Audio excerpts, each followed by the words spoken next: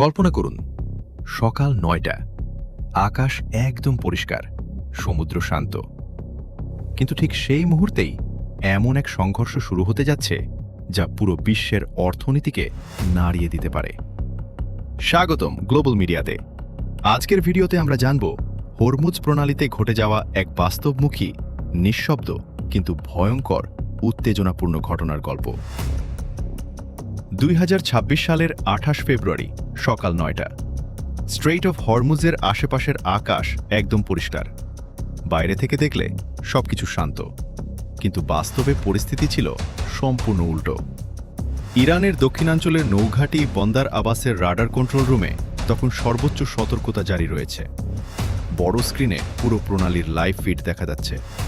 এই কন্ট্রোল রুমের দায়িত্বে ছিলেন কমান্ডার রেজা ফরহাদি। সকাল থেকেই তিনি তার টিমকে একটাই নির্দেশ দিয়েছেন, আজ কোনো ভুল করা যাবে না।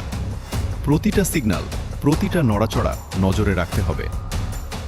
এদিকে সৌদি আরবের উপকূলের কাছে দাঁড়িয়েছিল বিশাল তেলবাহী tanker MV day one. Captain Daniel Harper ব্রিজে দাঁড়িয়ে দূরের সমুদ্রের দিকে তাকিয়ে আছেন। তার চোখে স্পষ্ট চাপ, কারণ তিনি জানেন এই যাত্রা মোটেও সহজ নয়। হঠাৎ রেডিওতে একটি বার্তা আসে, স্পেশাল নাভাল ইউনিট প্রস্তুত, 2টি যুদ্ধজাহাজ আপনার দুই পাশে থাকবে। কয়েক সেকেন্ডের মধ্যেই 2টি মাঝারি যুদ্ধজাহাজ এসে ট্যাঙ্কারটির পাশে অবস্থান নেয়। এখন 3টি জাহাজ একসাথে ধীরে ধীরে প্রণালীর দিকে এগোতে থাকে। সবকিছু স্বাভাবিক মনে হলেও অন্যদিকে শুরু হয়ে গেছে আসল খেলা। একজন অপারেটর চিৎকার করে ওঠে, স্যার, অচেনা বড় সিগন্যাল দেখা যাচ্ছে। স্ক্রিনে দেখা যায় একটি বড় ট্যাঙ্কার এবং তার দুই পাশে 2টি অস্পষ্ট সিগন্যাল। কমান্ডার রেজা বলেন, ওরা নিজেদের পরিচয় লুকাচ্ছে।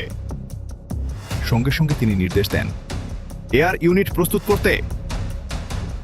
2টি মিগ যুদ্ধবিমান রানওয়ে থেকে উড়ে যায়।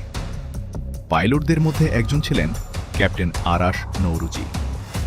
তিনি রেডিওতে জানান, আমরা এগোচ্ছি, সর্বোচ্চ 2 মিনিট লাগবে। কয়েক মুহূর্তের মধ্যেই যুদ্ধবিমান 2টি জাহাজগুলোর কাছে পৌঁছে যায়। উপর থেকে স্পষ্ট দেখা যায় একটি বিশাল তেলবাহী ট্যাঙ্কার এবং তার দুই পাশে 2টি যুদ্ধজাহাজ। কন্ট্রোল রুম থেকে ট্যাঙ্কারটির সাথে যোগাযোগ করা হয়, আপনি আমাদের সীমার দিকে এগোচ্ছেন, গতি কমান।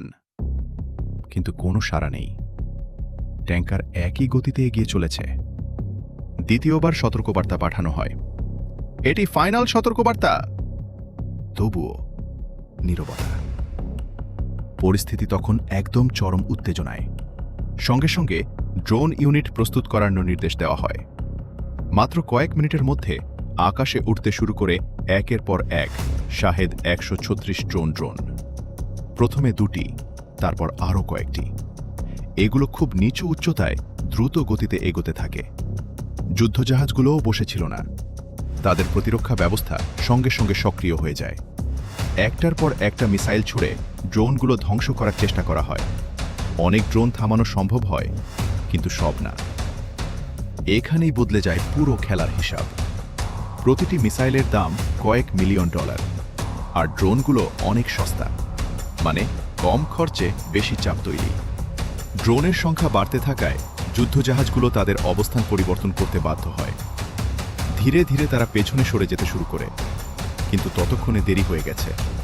একটি ড্রোন সরাসরি তার টার্গেটে পৌঁছে যায়। এর কিছুক্ষণের মধ্যেই আন্তর্জাতিক সংবাদ মাধ্যমে খবর ছড়িয়ে পড়ে, হরমুজ প্রণালীতে কঠোর নিষেধাজ্ঞা।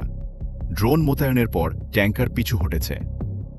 দিনের আলোয় ঘটে যাওয়া এই ঘটনাটি প্রমাণ করে, আধুনিক যুদ্ধে শুধু শক্তি নয়, কৌশলই সবচেয়ে বড় অস্ত্র। আজকের পৃথিবীতে যে দেশ কৌশল জানে, সেই দেশই এগিয়ে। আপনার কি মনে হয়, ভবিষ্যতের যুদ্ধ পুরোপুরি ড্রোন আর প্রযুক্তির উপর নির্ভর করবে? আপনার মতামত অবশ্যই কমেন্টে জানান। এই ধরনের বাস্তব ও বিশ্লেষণধর্মী ভিডিও নিয়মিত দেখতে চাইলে গ্লোবাল মিডিয়া সাবস্ক্রাইব করুন, ভিডিওতে লাইক দিন আর শেয়ার করতে ভুলবেন না। আজকের মতো এখানেই শেষ।